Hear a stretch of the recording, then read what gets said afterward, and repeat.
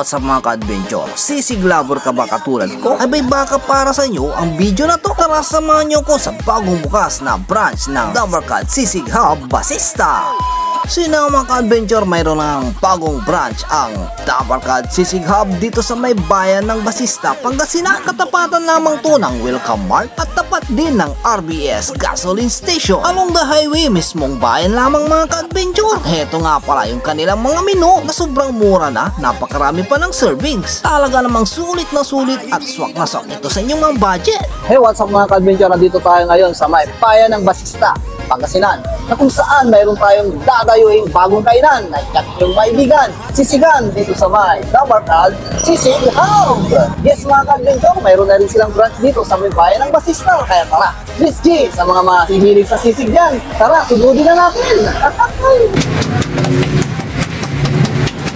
Ay grabe mga ka-adventure, napakalutong. Sina mga ka-adventure, nilagay na nga nila yung kanilang mga sikretong pampalasa ng along nagpapasarap dito sa kanilang sisig dito. At sabay minikos-mikos na ni Kuya. Ang ganitong karaming servings mga ka-adventure, 110 pesos lamang yan. Good to 2 to 3 person na. Kaya arap na rin kayo rito. Sir, taga saan kayo? Dito, sa Basista. Palusmos, Palusmos. Ay, sa Palusmos San Carlos na eh. Para ino to eh, pulutan o sira? Okay. Pansira. Pansiratan? Pulutan? Ano yan? Pangulang pampulutan? Pampulutan? Ayos. Tingnan niyo sir? Taga dyan? Ay, taga ni Orbes? Hey! Hindi lang mga taga-Basista ang kanilang mga suki dito, may galing pa sa mga iba't ibang bayan. Ito nga pala mga ka-adventure yung kanilang pang-pitong branch dito sa may buong Pangasinan. Mayroon nga silang branch sa may Mapandan, Mangaldan, Santa Barbara, Malasiki, Bayangbang, Bulingit, San Carlos, at ito nga ang bagong bukas na branch nila dito sa may Basista, Pangasinan, soon to open, bayan naman ng Kalasyaw. Sino mga ka-adventure, ito na nga ang ating paborito dito, yung kanilang burger sisig. Ito nga rin yung kanilang bestseller dito.